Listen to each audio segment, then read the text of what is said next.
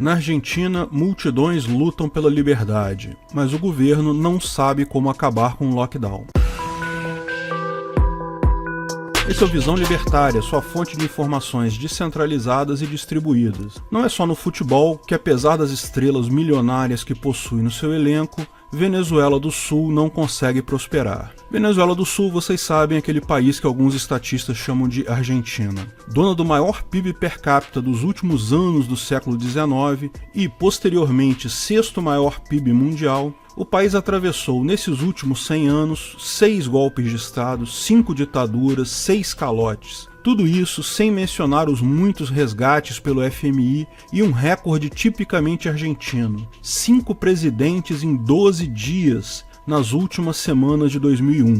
Para se ter uma ideia, uma simples comparação faz Banânia parecer o Éden. Hoje, nosso vizinho azarado, depois de alguns anos de protecionismo e intervencionismo disfarçados de livre mercado, sob a tutela do mafioso milionário Macri, vive agora sob os mandos do socialista Alberto Fernandes, que tem ao seu lado uma velha conhecida, Cristina Kirchner. Cristina foi uma das caras responsáveis pelo último calote argentino, amiga do mafioso de 9 dedos e da senhora do saúdo à mandioca. Acontece que nesse último fim de semana, cansados de um dos lockdowns mais rígidos e duradouros do continente, milhares de argentinos foram às ruas para tentar pôr um freio nas ações nocivas do seu rei do gado. Infelizmente, porém, parece que não há sequer plano para sair desse lockdown. Quando começou a pandemia, jornais e sites da esquerda aqui de Banânia estampavam a beleza que era o regime socialista de Alberto Fernandes. Lockdown absoluto, demissões proibidas, salários garantidos, congelamento de preços, olha que maravilha. Ciência, diziam eles, muita ciência, ciência pra caralho.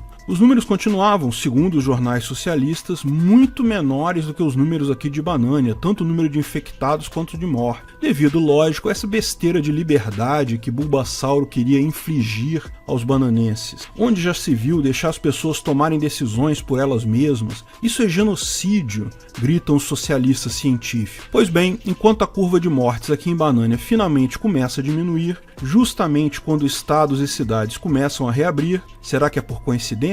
O tempo vai dizer. Lá em Kirchnerlândia, o número de mortes e infecções só cresce, sem nenhum refresco à vida para los hermanos. Como resultado, lógico, esse lockdown sem fim, que já é o de maior duração do mundo, tende a continuar e a elevar ainda mais a pobreza já considerada alta até para padrões latino-americanos, incentivados sobretudo pela recente expropriação do governo socialista argentino na maior produtora de produtos agrícolas do país, a Vicentin. Falamos sobre esse caso num vídeo outro dia. A Argentina irá estatizar sua maior empresa de soja. Em 6 meses de governo, os argentinos estão assustados, o que ocorre dentro das expectativas. Já vimos de tudo um pouco por aquelas bandas, congelamento de preços, os fiscais do Fernandes. Sim, o presidente incentivou idosos a notificarem caso algum comerciante explorador malvadão não acate as ordens do seu novo plano para a prosperidade. E não termina aí, o salário mínimo foi aumentado, levando a demissões.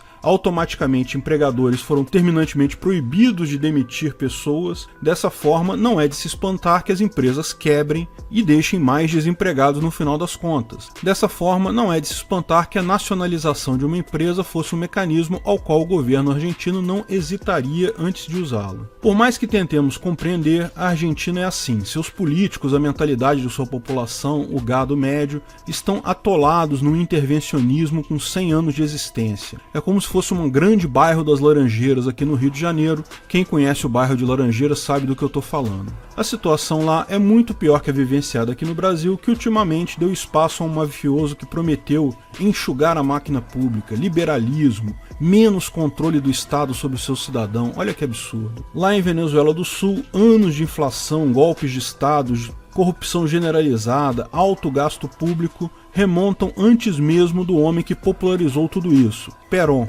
cultuado amplamente pela maioria do parlamento argentino e também pelos eleitores. Contrariamente a Banânia, que escracha muitas das políticas de Getúlio Vargas, o Perón dessas bandas, a Argentina, principalmente os mais velhos, cultiva em sua memória os anos de ouro vivenciados enquanto Perón era presidente. Tinham emprego, os salários subiam, a prosperidade era geral. No entanto, como a economia é o que se vê e o que não se vê, A curto e a longo prazo, Perón apresentou aos argentinos a inflação, dona de um sabor doce a princípio, mas que não demora a adquirir aspecto de cianeto. Desde então, não é raro ver um argentino comemorando, ao final do mês, uma desvalorização de cerca de 20% do seu salário, ao invés de 30%, 40%, 50%. Indo além, podemos dizer que ele fica ainda mais contente quando o Estado pensa em intervir em alguma coisa, como no mercado de câmbio, com a promessa de preservar empregos. Promessa vã, diga-se de passagem. Pois é, o argentino ficava desse jeito, pois agora o cenário é outro. Depois de 4 anos de governo prudente e sofisticado do Macri, que como todo PSDB só sabe abrir caminho para a esquerda,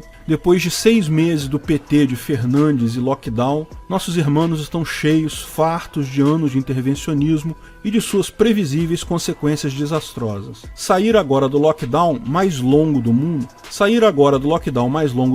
porém, parece impossível. Ao contrário de Banânia, em que o governo federal colocou um contraponto às medidas absurdas de OMS e lockdown que foram adotadas com fechamento de tudo, lá eles não tiveram isso. Toda a máfia governamental está 100% comprometida com a ideia de que tem que parar tudo para o vírus ser contido. Como já vimos, o lockdown é algo absurdamente inefetivo, só causa mais mortes por outras causas, prejuízo econômico e, no final das contas, não muda em nada o ciclo do vírus. A prova disso é que os estados que passaram melhor por essa pandemia foram justamente os que tiveram menos medidas desse tipo. Mas, para o governo da Argentina, completamente comprometido com isso, se recuarem agora que o número de casos e mortes está aumentando, vão estar admitindo que estavam errados desde o início. Pior, vão sinalizar isso para toda a América Latina, o que a esquerda não admite. A ideia da esquerda era justamente fazer da Argentina a propaganda para o retorno dela a todo o continente americano, como era a coisa de 10 anos atrás. Portanto, como é muito comum em governos ditatoriais, encontram como resposta apenas a persistência no erro. Vão continuar com o lockdown tentando provar errada aquele dito popular. A definição de insanidade é fazer a mesma coisa repetidamente, esperando resultados diferentes. Essa frase, diga-se de passagem, já foi atribuída a Einstein, Benjamin Franklin e outras pessoas, mas não foi dita por ninguém conhecido, o que não a torna menos certeira em sua lógica. Sem um contraponto no próprio governo para evitar um erro tão colossal, o país caminha para o desastre sem nenhum freio. De fato, a única força que resta contra isso é o indivíduo, é a população. Conseguirão esses protestos tirar Alberto Fernandes do poder como nós tiramos Dilmanta daqui? Difícil saber. Embora o cenário de curto prazo seja aterrador, o cenário de longo prazo é promissor. Suspeito que esse tipo de erro idiota do governo vai fazer surgir muitos libertários por lá, como o governo da saudação da mandioca fez surgir por aqui. No final das contas, importante é o indivíduo perceber que o Estado não é solução para problema algum. Ele é o maior problema de todos. É o problema que tem que ser resolvido antes de todos os demais. Obrigado por sua audiência. Esse artigo foi sugerido e escrito por Eduardo Eremita, revisado e narrado por Peter Turgoniev. Se você gostou do vídeo, curta e compartilhe para ajudar o canal. Se ainda não é inscrito, inscreva-se no botão abaixo e clique no sininho para ser avisado de novos vídeos. Além do Twitter e Facebook, estamos agora também no Instagram. Procure ancap.su lá e veja nosso conteúdo por lá também. Até a próxima!